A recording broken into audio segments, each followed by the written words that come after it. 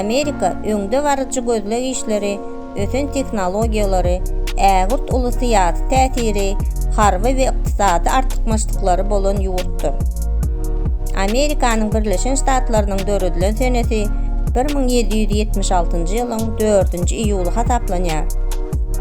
Amerika diňe bir gen kanunlar we ýaşyl dollarlar bilen belli bolman ajaýyp tebigaty we köp milletli halky bilenem haýran galdyrýandygyny onam bilen aýdyp bilerdi.